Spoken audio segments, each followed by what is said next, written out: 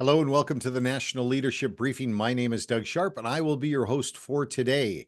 Well, it is Friday, August the 2nd, 2024. We are midsummer and you made a quality decision to join us here on the briefing today. I believe that there are a lot of distractions during the summer months. I get it. I have distractions too. But you chose to be here, and I believe it's because you have a heart for your neighbor and your nation, and you believe that there might be something here that'll help you serve them on the road ahead. So well done. Thank you so much for joining us. I'm going to be serving you over the course of the next 1 hour, going to get you right out on time at the top of the hour, and we'll make sure that what we do today is something that's going to add value to your efforts of serving, again, your neighbor and your nation. Now, let's take a look at the agenda right off the top, please. We're going to be looking at, of course, the four pillars. Today, I want to make sure that not only do we touch on the four pillars, but I want to make sure that it's clear in your mind as to why it is critical to know and understand and be able to articulate these four pillars that I have behind me on the road ahead, especially on the road to our next federal election and other elections that might be coming up as well, also provincially or even municipally. So let's review the four pillars. Second thing we're going to do is we're going to look back. Now, we often don't we often only look forward, but today we're going to take a quick step back because over the course of the last 3 months, we've done something kind of interesting. We've had three briefings now where I feel that if you don't have the information that we covered over the last three briefings and bring it with you into the future, you're going to be at a disadvantage as we move forward to the briefings ahead. So we want to lay that solid foundation. So I'm going to give a quick bullet point review of the last three national leadership briefings that we did so that you can go back and you know what it is that you can expect to see when you watch those last 3-hour briefings. So that's 3 1-hour briefings. All right. I'm also going to be having an what we call an answer period segment today. Answer period is where we take a portion of the briefing when we see a question that pops up a lot on the briefing. If people are getting in touch with me between the briefings and I hear the same question being asked over and over again, then I want to dedicate some time on the briefing to answer that question for you in answer period, because it might be a question that's on the minds of many people that aren't getting in touch with me, and an unanswered question is not a good thing. So we're going to make sure we have an answer period segment today, and you're going to like the subject matter. And we're also going to be doing what we call a prayer tools review here. For most of you that have been on the last briefing, you knew that we actually dedicated that entire briefing to prayer. Well, we've got a quick prayer tools review that I want to do with you today. And then finally, just to finish up today, I wanted to share my thoughts on issues related to the Donald J. Trump assassination attempt that was just this past month. And as I say, I'm being very careful with my language. I'm not going to be speaking directly about the attempt itself, but I want to speak to issues around that or surrounding that. So we're going to close up with that, wind up with that today. So let's get started here right after this quick video, and we will begin, as we do often, with what I believe is one of the most critical parts of the National Leadership Briefing, and that is the articulation of the four pillars. All right, we'll be right back. Thanks for your time.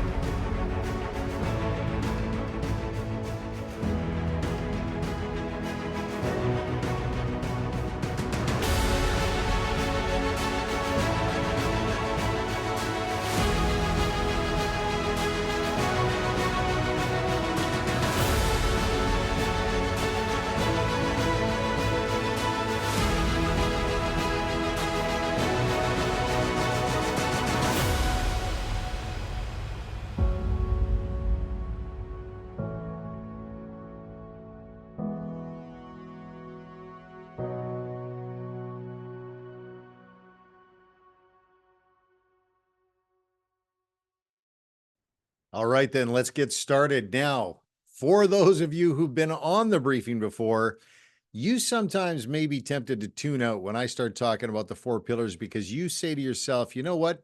I've been there. I know those four pillars. I've been practicing, Doug. You keep telling me about it, but I've been practicing and I know all four of them off by heart. And I know that might be your response, but remember, the reason why we review the four pillars is not because We want to serve you, the person who's been on the briefing many times before, but we want to be there to serve those new folks that join us every single month and make sure that they have a solid foundation of understanding as to why it is that we reference these four pillars and encourage them to internalize them and practice them and learn them and become competent in articulating them. So let's just keep that in mind. You experienced A-type personalities out there that might, as I say, be tempted to tune out during the four pillars. Well, here we are today. We're looking at the four pillars here. Now, I'm going to tell you again why. I'm going to tell you why it's critically important to know these pillars in a second. But let's start with the pillars themselves.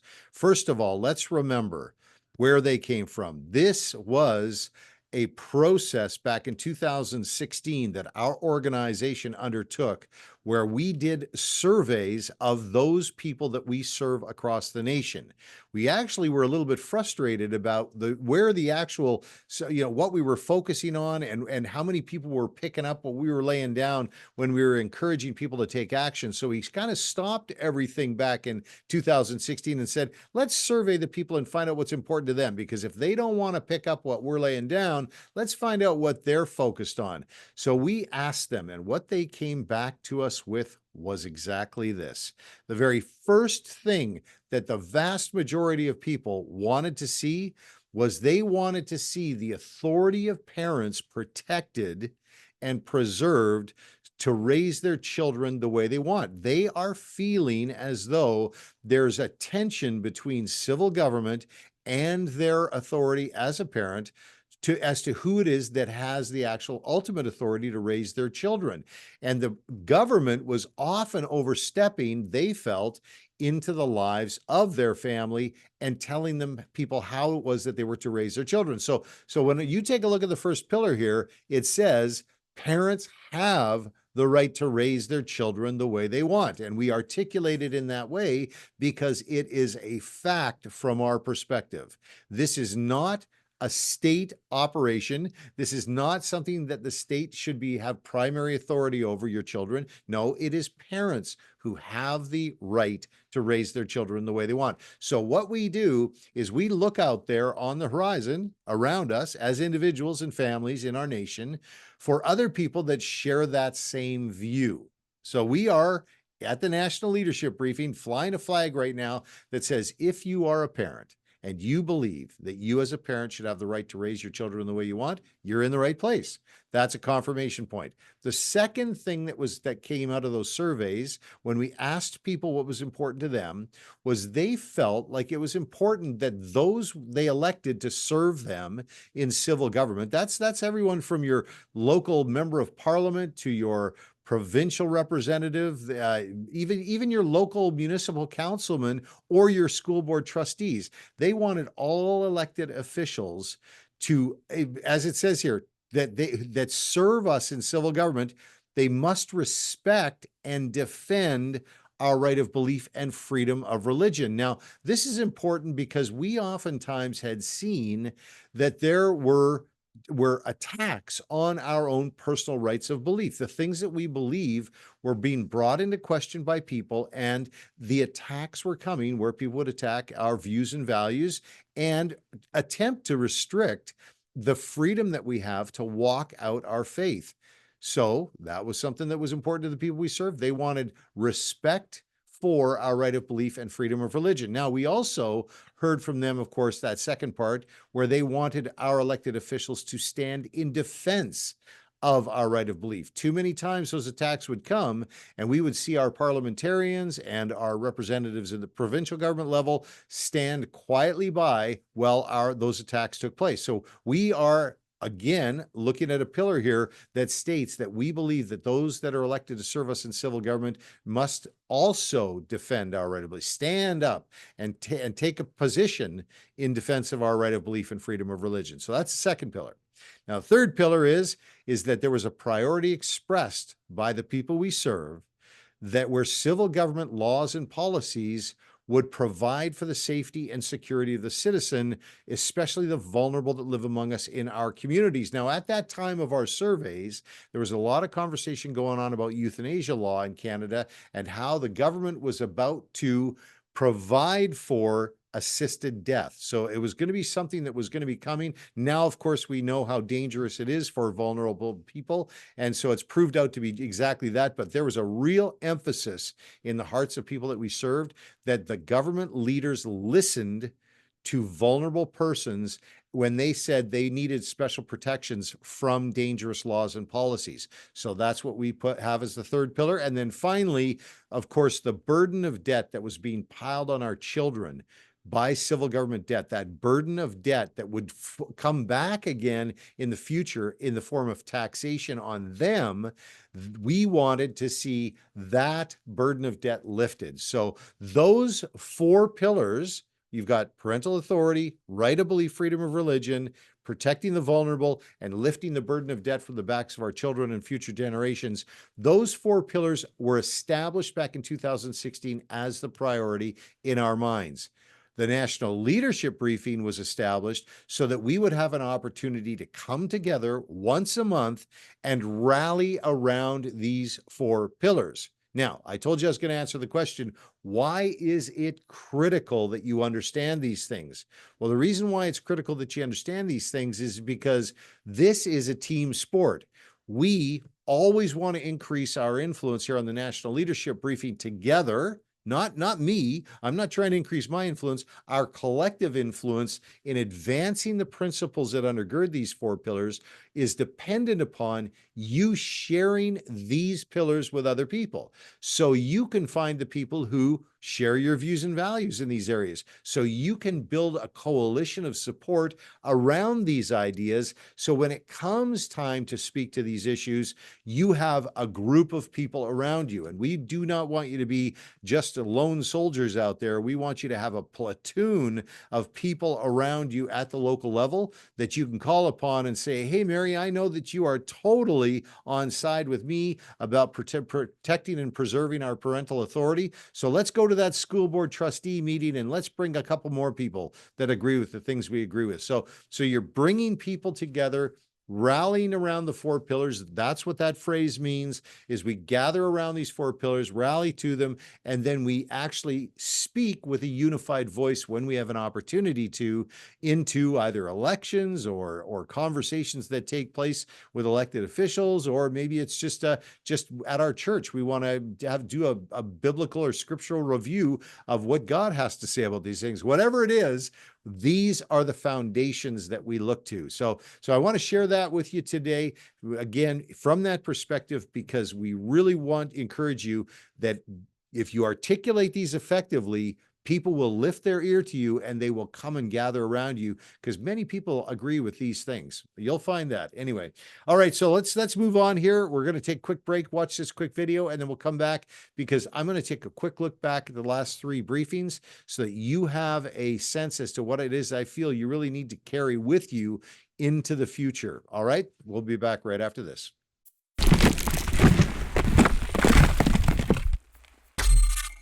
These are the things that we believe in. First, that parents have the right to raise their children the way they want. Second, that those we elect to serve us in civil government must respect and defend our right of belief and freedom of religion. Number three, that the laws and policies of civil government must provide for the safety and security of the citizens, especially the vulnerable among us. And number four, that it is inappropriate to heap debt upon the backs of our children and future generations. They came from you. They're your pillars. They're the things that you believe.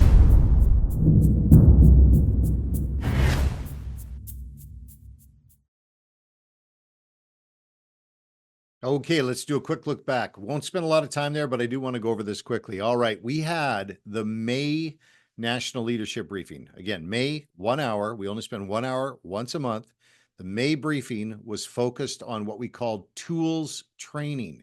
Now, at the National Leadership Briefing, if the goal or the objective is to have you identify people who share your views and values and help you have people rally around the principles that undergird these four pillars, we want to provide you with some tools. We want to provide you with tools that bring you a greater understanding of who we are, what it is we're doing, and how we're doing it.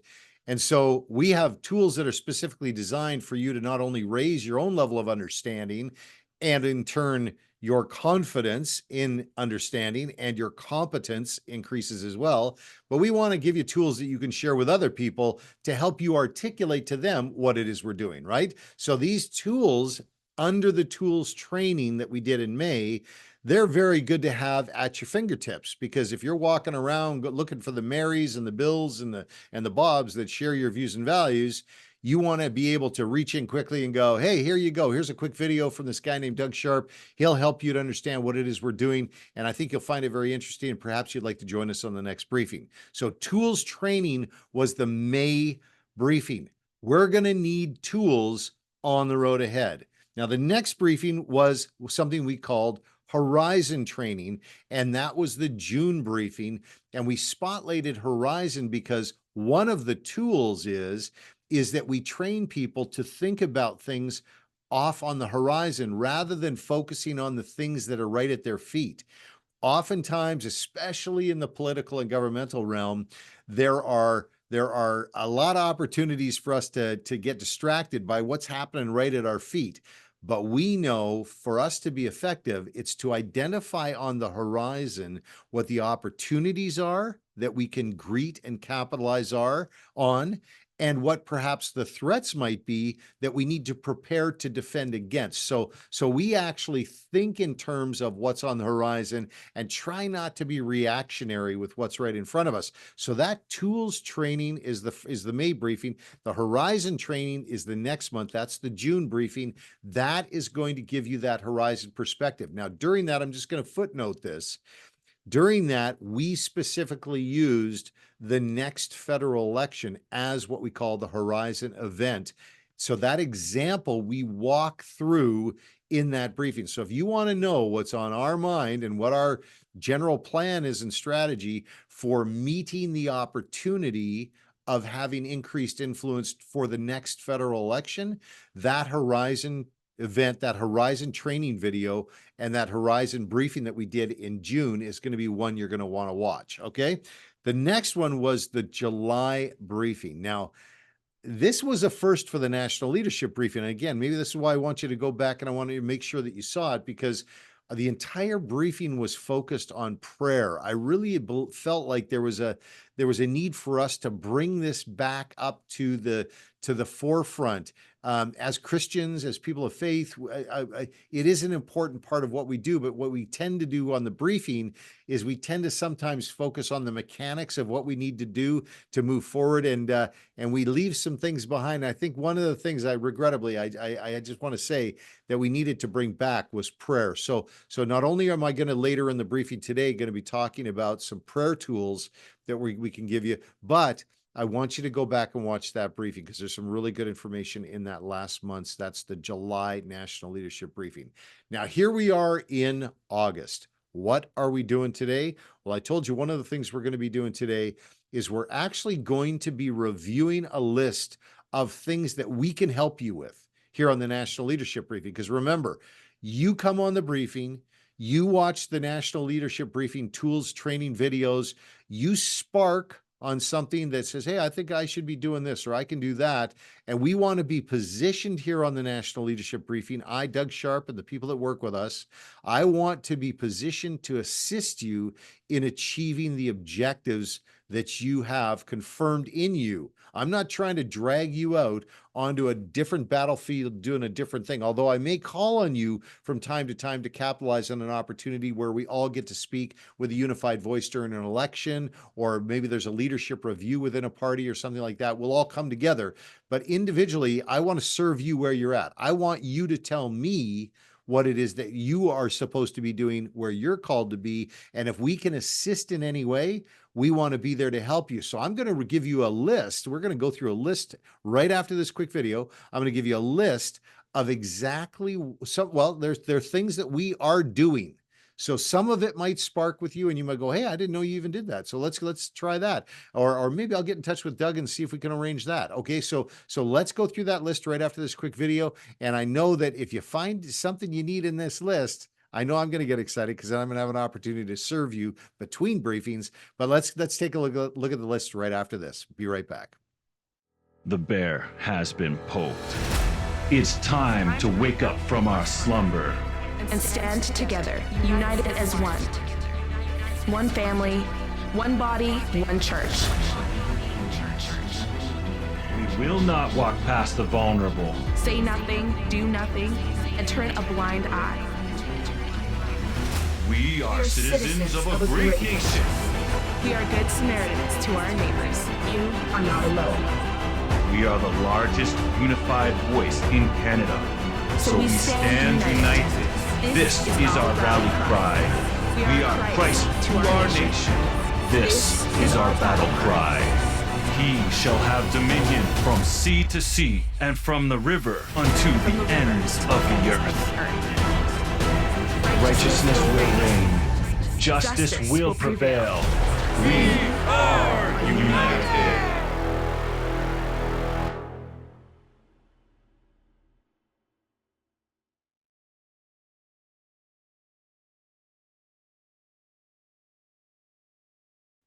All right, let's get to it. Now, this is a list. Don't worry about it if I move so fast that you can't write it all down. I'm going to provide the list for you in the post-briefing notes today, but I want you to have a bit of an idea as some of the things we engage in case you need assistance in any of these areas. Okay, so first of all, what we do as a priority is that we emphasize serving the church.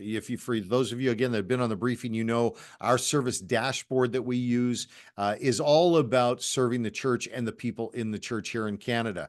Well, as the church leaders, we believe need assistance in helping to serve you. Then we want to be there to serve them. So we provide pastors and church leaders and generally anyone who has questions with the ability to ask those questions and get answers. So we have a bit of a hotline type service. You can either get in touch with us by email. If you have a question on, say, things that are going on locally, or you need to know how to get in touch with your member of parliament, really, no question is too big or small. We want to hear from you. So let us know if you have any questions and you're feeling stuck. So that's the first thing, is we're standing by and standing ready. We may not have all the answers, but we're going to do what we can to get the information for you if you have questions. Second thing is we help church leaders establish what we call citizen action group ministries. Now, this is infrastructure that exists in the church that supports the efforts of the pastor to stay current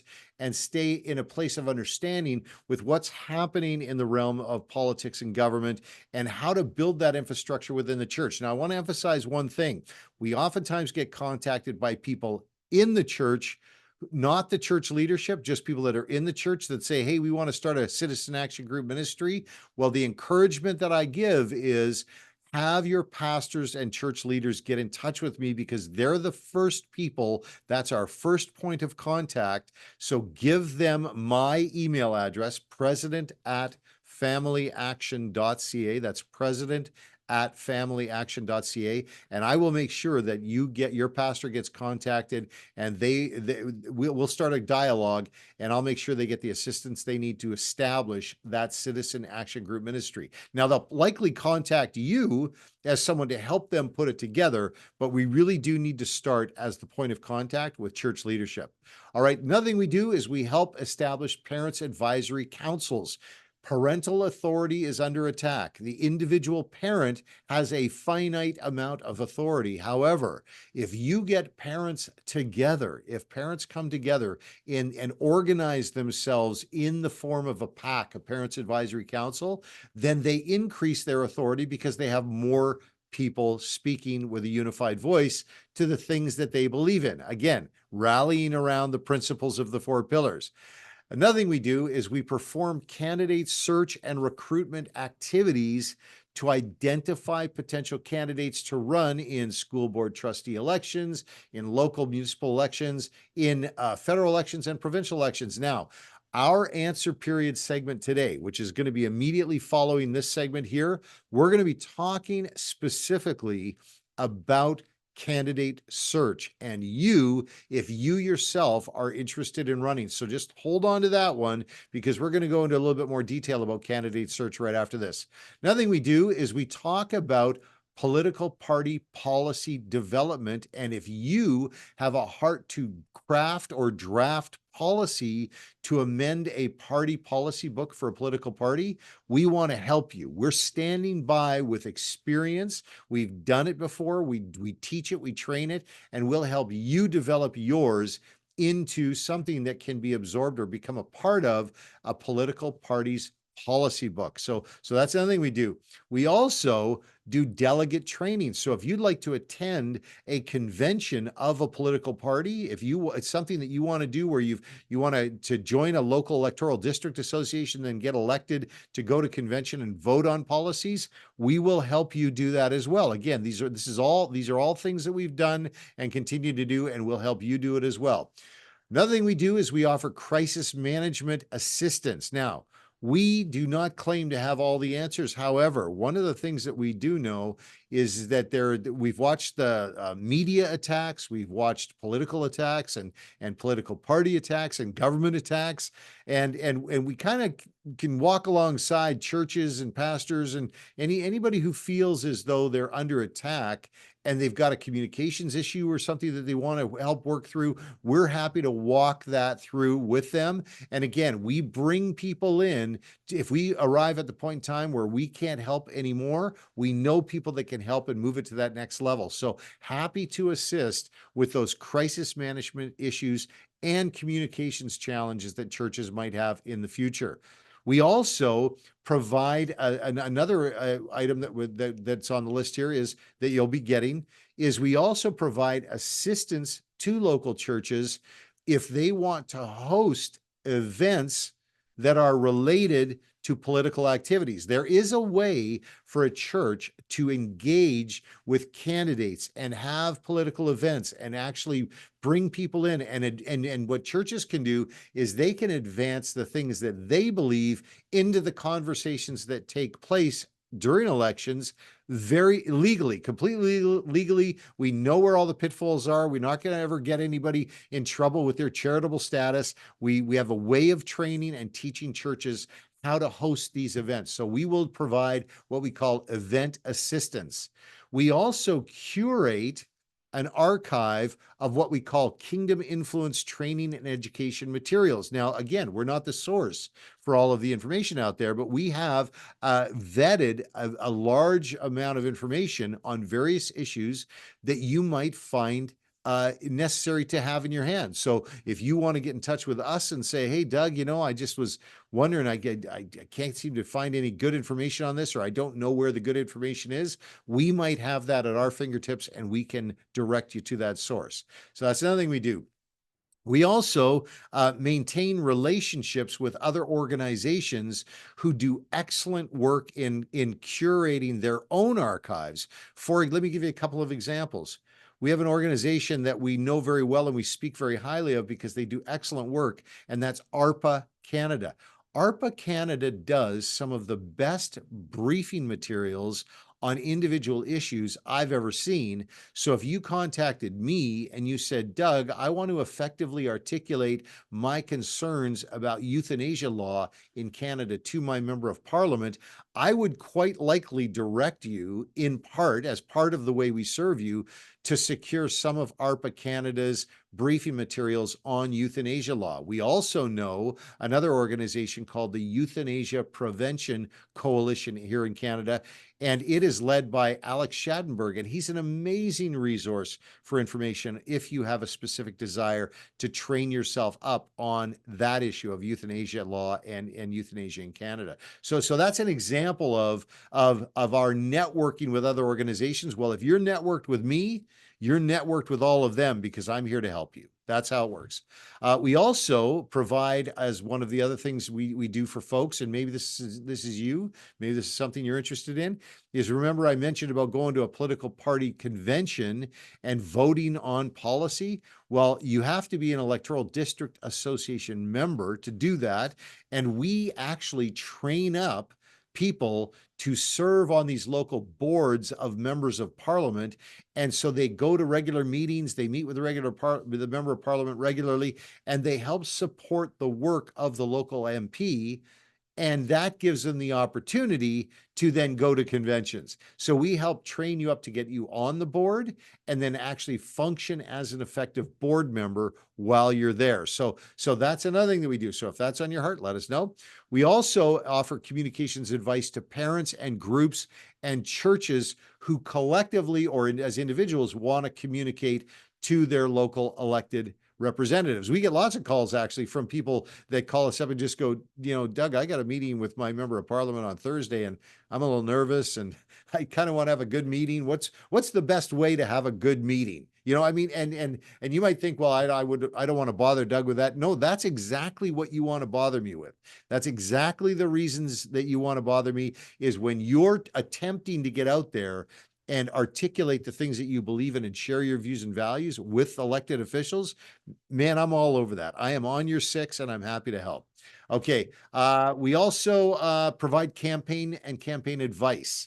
So if somebody is working on a campaign and they need some assistance, now I got to qualify that one because you're on the National Leadership Briefing, and we are all about advancing the principles that undergird the four pillars, unless I can clearly see in the campaign's literature and the candidate is speaking about these issues, if they're silent on parental authority or right of belief and freedom of religion, if they're silent about lifting the burden of debt off of our children or protecting the vulnerable, then we don't help them. We only help the people that are actively working to advance the principles that undergird the four pillars. So keep that in mind. So we provide that assistance to campaigns. If you're on a campaign, you want some assistance, we'll help you articulate the views and values in these four pillars, and we'll help you get elected because we think that's a good idea to have more people who believe in these things in places, in elected offices.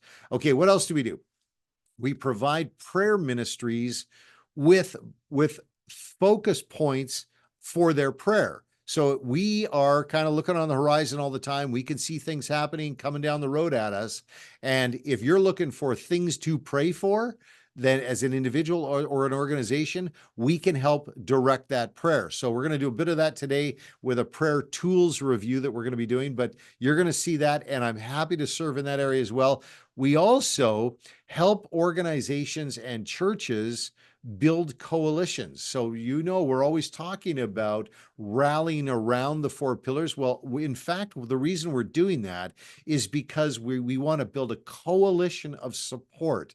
Coalitions and the building of coalitions is really quite easy once you have a couple of real basic points. Like it's like walking out a process. Well, we know that process and we're happy to help you. So if you are in a community, for example, and you want to reach out and you want to connect with your community, what's the best way for us to get out there and build a coalition of support around our ideas and advance our views and values into the community? That's possible, and we would be happy to help. All right, so that's just kind of a few things. I wanted to go over a few things, but it's not limited to just that list. I encourage you that if you have a desire in your heart to do something, like to move forward, and you've got a question that's holding you back, give us a call, send me an email. I'll give you my email address again. It's president@familyaction.ca, and we'll do our very best to help you. And again, if we don't have the information, we're going to reach out and find it from somewhere. So,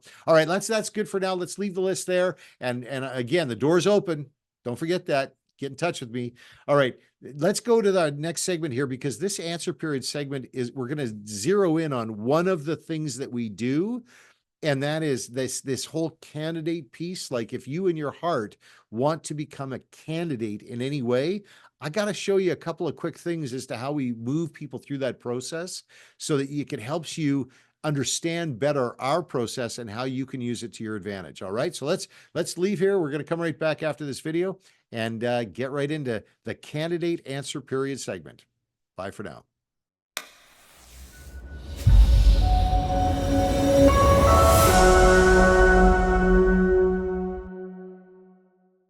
Okay, here it is, answer period segment. Yes, I'm excited about this one today because we need candidates. The reality is that if more of us came forward and said, you know what, I'm willing to, step into the fray and I'm willing to put my name forward and serve the community and work to advance the things that we believe in into these offices of government, we just might make it easier on ourselves if we had more of us out there. So we're always looking for candidates. That's the reality. Now, the truth is that not everybody's in the exact right place in their life, or maybe they need a little bit more information or education or whatever. So they might say to themselves, you know what, I'd love to be a candidate. But how? How does it work? And that's the answer today that I want to give you. I want to tell you about how it is that we respond when somebody, you, if it's you, get in touch with us and say, you know, I think I want to be a candidate. I want to be a member of parliament, or I want to be a school board trustee, you know, which is great to hear. It's great to hear. I'm always excited when people say that. Now, so let me share with you our process, right? So the very first thing that we do is we set up a call with you. We set up a call. We want to get on the phone. And I mean, if we're close by, I'll even grab a coffee with you. That'd be easy to do too. But we'll set up a phone call or a Zoom call. It's up to you. It's whatever level of comfort you have. And if you'll allow me, I just ask you a few questions. Now, I'm going to tell you right up front. Sometimes after that phone call or that Zoom call that you have with me, you might say, well, I thought I wanted to be a candidate, but I don't want to be a candidate. So I provide you with information about whatever candidacy you're looking for, like whether it's school board or whatever. And you might say to yourself, you know what, I actually don't want that anymore. So that's a possibility. Know that going in. However, you get on the phone with me, we spend some time, you allow me to probe a little bit. But I'll tell you one thing that I want you to know right off the get-go is I'm going to need you to do a couple of things right away. First, you know, we're not going to go anywhere unless we do these things first. The first thing I'm going to do is I'm going to ask you why you want to be a candidate. Why is it that you believe you want to be a candidate? And kind of get an exploration into that, because I want to know what has motivated you to come forward. Now I'm always going to, no matter what you tell me, I'm just again going to brace you for this, because this is a part of the process. I'm always going to tell you now to go back and get on your knees and pray and listen for the leading of the Lord to confirm. If you feel you're supposed to be a candidate, I want you to confirm with the Lord that that's what he wants you to do. So I am going to encourage you to get on your knees and pray to God, birth that vision of what you want me to do with my life and my heart, Lord, so that it is cemented in there, so that you have the confidence. Because if you are going to be a candidate in any way, and you don't have the confidence that the Lord is leading you to do it, then your failure rate is so high that I almost wouldn't even want to go forward with any more conversations with you about that. But when someone gets confirmation in their heart, yes, you know what? It's a leading of the Lord. That confidence is going to carry them through the real seriously, regular challenges that come with being a candidate. I mean, it's a bumpy road. So you're gonna get tired of the bumps way too early if you don't feel like it's a call, like it's something that you should be doing. So that's the first thing I'm going to do. Now that frustrates some people, because when they say, I want to be a candidate, how do I do it? And I go, well, I need you to pray. And they go, oh, well, I just want to know how to be a candidate. I go, no, that's how you be a candidate. You start there. Start on your knees. All right. So that's the first thing. That's the first thing. Then the second thing I'm going to do is I'm going to listen for the way that you frame why it is that you want to be a candidate. And I'm going to listen for that, because there might be some exercises that I'm going to send you away with, some sort of initial thing. So if you spend, say, an hour with me on a call and we explore candidacy, and it hasn't scared you to the point where you're going, I don't want to be a candidate anymore. Let's say you still, you want to pray and you want to move forward with it.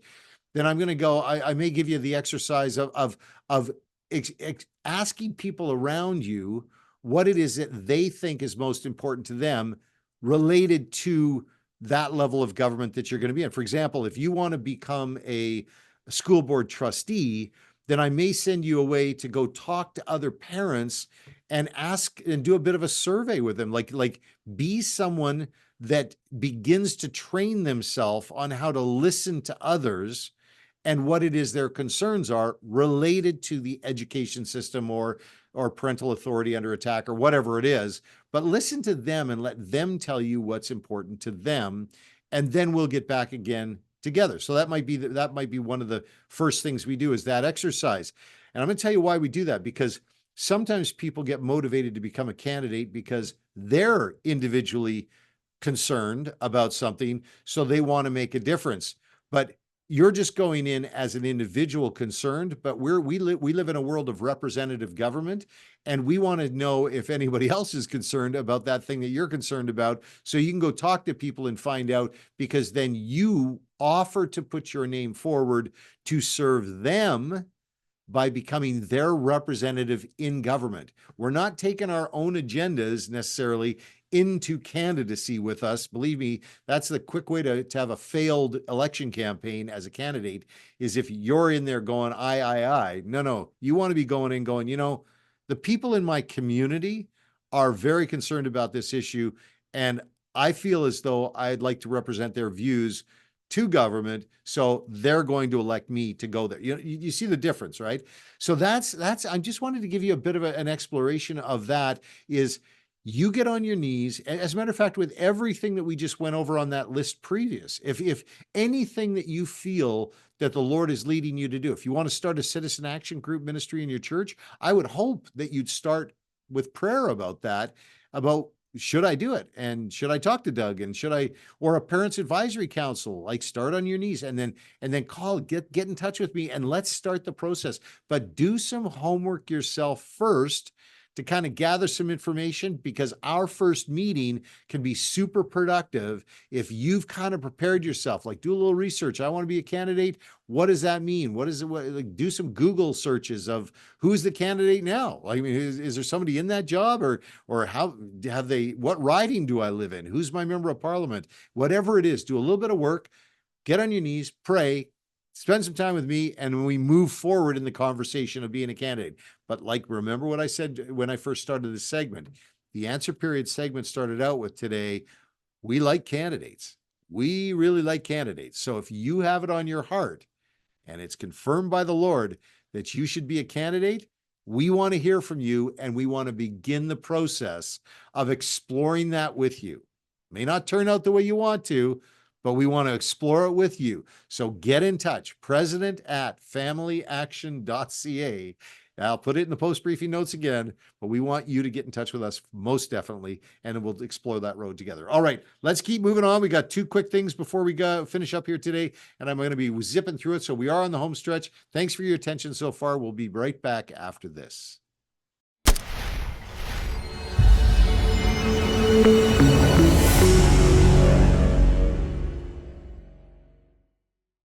And here we are, it seems, coming back to the subject of prayer more often than we have since the beginning of the briefing, but I'm so glad we are here. And today we're talking about prayer tools. We want to make sure that we've got prayer tools in your hands. Of course, you yourself are feeling as though you're called to serve in various areas, whether it's local or regional or national.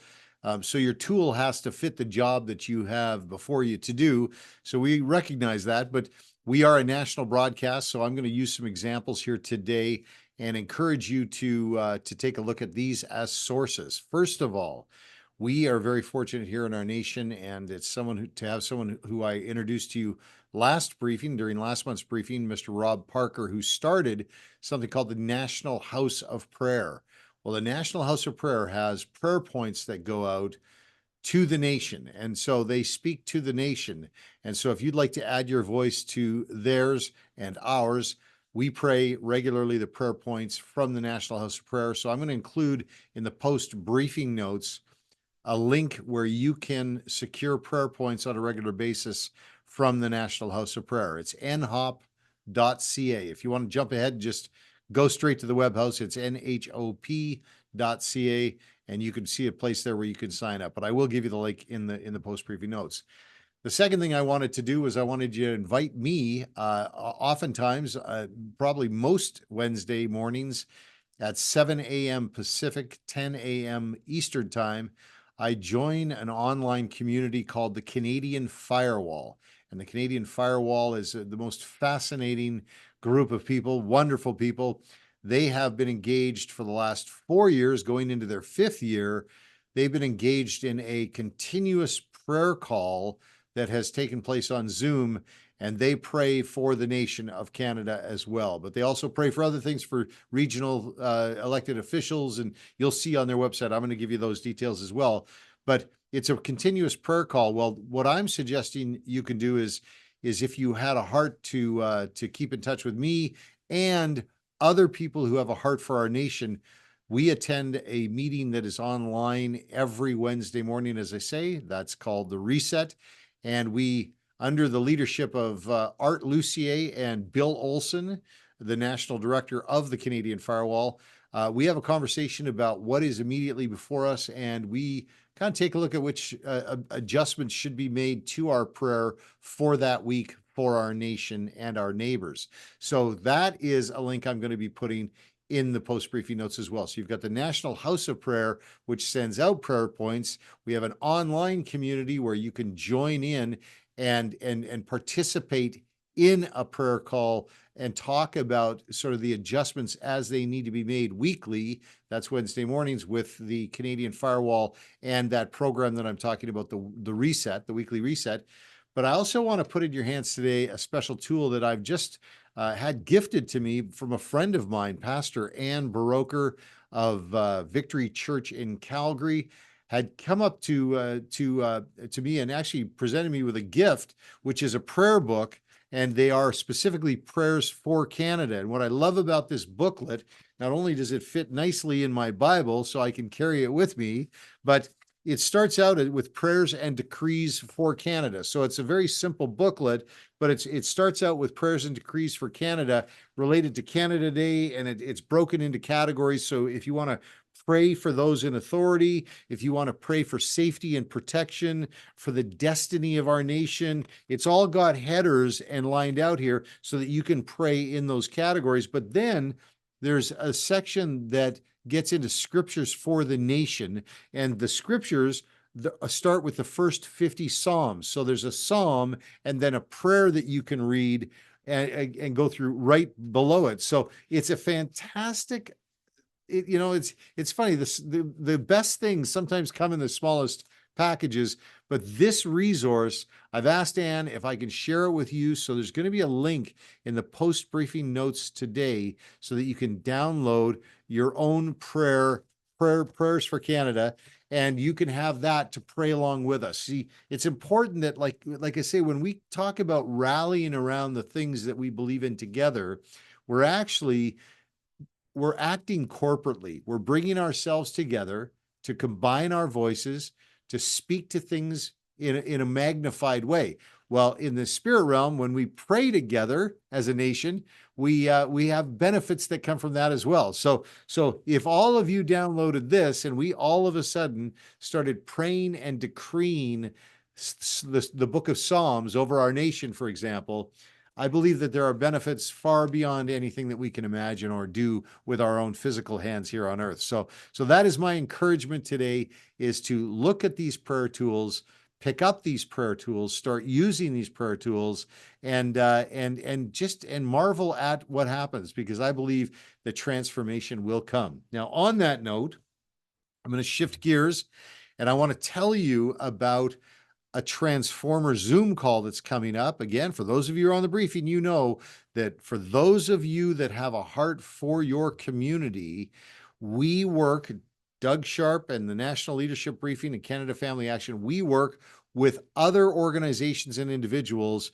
who share that same desire to see our communities transformed. And we believe that it's important to serve you if you have that same heart. So we come together on a regular basis. We put together these Transformer Zoom calls, and we bring in speakers every other month. So you have an opportunity to join a call with people just like you that have a heart for your neighbor and your community. You have an opportunity coming up again on August the 8th. The next Transformer Zoom call is starting at 11 a.m. Eastern, August the 8th. I'm going to put a note in the post briefing notes as to how you can register. However, this next video, as I close out this segment and we roll into the final segment for today, there is an email address. The email address that I'm going to give you in the post briefing notes is also on the tail end of this video. You simply send an email to Patty Sodmont, and she will then make sure you receive a link to join us for this next event that we're having. Again, August the 8th. Now, if you're registered and you cannot make that event on August the 8th, still register, because you'll get sent the video afterwards. Now, we're hoping you'll join us for the event, because there is an opportunity, again, for us to pray together on that call, and we would love to have you there. So August the 8th, 11 a.m. Eastern time. If you mark it off on your calendar now and make a point of being there, I believe that that would be a very, very good decision to make. All right, here's the video right now. We'll come right back after it, and we will be on the home stretch and say goodbye for the day. Thanks so much for your attention so far. One final comment, and then we'll be done. Bye for now. We're crying out for the church to be the church in the community. The ecclesia is a relational model that God has been calling forward. Being present is about showing up on a regular basis. So I'm convinced that God will birth a love in one's heart for the place He has put you in. And sometimes that requires a process. Sometimes we don't initially love the place where we are or where God is sending us, but we respond in obedience. And I believe there must be the restoration of the cry of God in the heart of us as leaders to cry out to God for our cities. And for those of you who have a heart for your local community, then I would encourage you to participate in what we call Transformer Calls, focused on your engagement and the love that you have for your communities.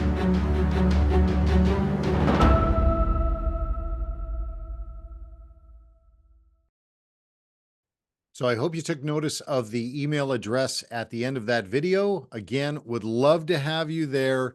It's very valuable information. Also in the post preview notes, I will share a link to a Facebook page where there are previous speakers' videos that we've had on the Transformer Zoom calls. You will be quite impressed. The level of teaching is up here. So if you really want to just get the best of the best, that's what's been coming through over the last year here with the Transformer Zoom calls, and we expect nothing short of that kind of excellence again on the next one on August 8th. All right, one final comment, and for those of you who question or wonder why it would be that Doug Sharp, National Leadership Briefing, Canada, all about Canada, why would we be commenting about an event or circumstances surrounding an event, which is what I would very specifically like to mention, that occurred in the United States, something like the assassination attempt on Donald J. Trump, the former president of the United States.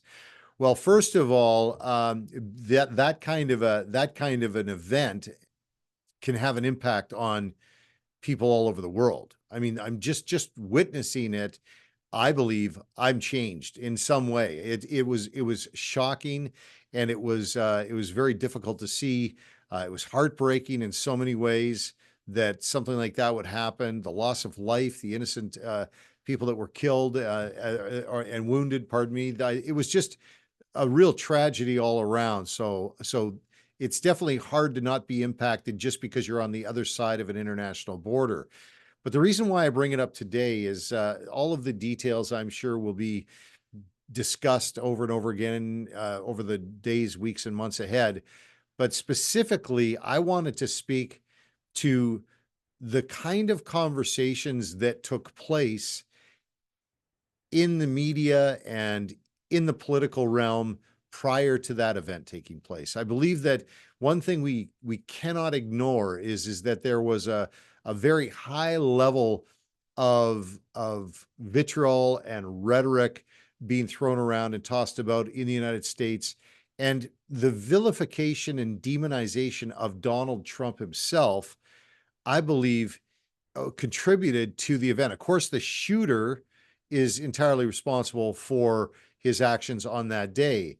I'm not I'm not sharing blame. I'm just saying that when you have a political system that so easily throws language out, like the fact that they say it is a fact that Donald J. Trump is an existential threat to democracy and the United States of America, that is an overstatement from a great degree.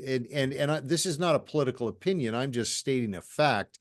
Anyone who looks at the history of the United States and exactly what happened during the presidency of Donald J. Trump and what has happened since cannot look at Donald J. Trump sincerely and say that he is an existential threat to the United States of America.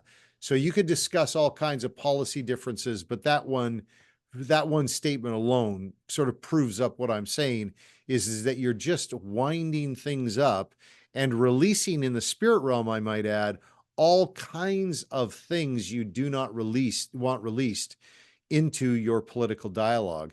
And so I'm concerned when I see that kind of thing happen. I believe as in part as a result of those kinds of things being said. I remember looking across the southern border here and looking at the media, and there were actually open threats to remove him from office any way they could. And of course, here in the national leadership briefing, there's only one way to remove someone from office, and that is through the electoral processes that are made available to us under the law. And that is how we operate here. However, sometimes our tongue gets away from us and we actually find ourselves vilifying our prime minister just because he doesn't share our views and values. And we lift up one candidate and we denigrate or downgrade another to a place of less than human. But the truth is that God loves all of us, and God loves very much Donald Trump, and I'm very happy that he does, because I wouldn't want to have seen that assassination attempt be successful. That would have been a horrifying thing to witness, and it would have been a tragedy beyond my understanding. I don't think I really know what would have happened as a result of that, but it would have been very painful to many people. So I'm saying this today because I caution us all as we head towards our election cycle, our federal election cycle, that we're very careful to not create a physical confrontational battle where really in our business we have to walk it out naturally. Like, we obviously there are things that we need to do. There's levers we need to physically pull in the natural to have an election. But at the very core of it, we are in a spiritual battle, and it is the ideas and the policies and the moral ground we stand on, the morality issues. Those are the things that we will have our conversations around. We will not be demonizing or making out our enemy to be a person, because we, of course, we just don't have that right to do that. And we love what God loves, and God loves our political opponents in Canada. So I probably am not doing as good a job as I would like to of this, but this is just something we really need to be careful about, especially as we move closer to the election. So please use the prayer tools, pray for our nation, pray for our elected leaders. Let's keep the right heart. Let's take the advice of the Apostle Paul in his letter to the church at Philippi, Philippians 4, chapter 4, verse 4. And he says, rejoice and always rejoice. And then he says, let your gentleness be evident to all. Let us be known by our gentleness as we go through this next election cycle and all elections, and let them know who we are, that we are followers of Christ, and that it is our gentleness that you would know us by. So anyway, I hope that's a good way to finish off today. It's perhaps a little bit different way to finish off today, but thank you so much for your time. I'm so happy to be serving you here on the National Leadership Briefing. I'm so thankful for you. I'm praying for you always. I'm praying for your families. And of course, I will continue to pray for this great nation of Canada. And we shall see you next month on the National Leadership Briefing, where we'll continue to rally around the things that we believe in and advance them into the conversations that take place in society, culture, politics, and government. Bye for now.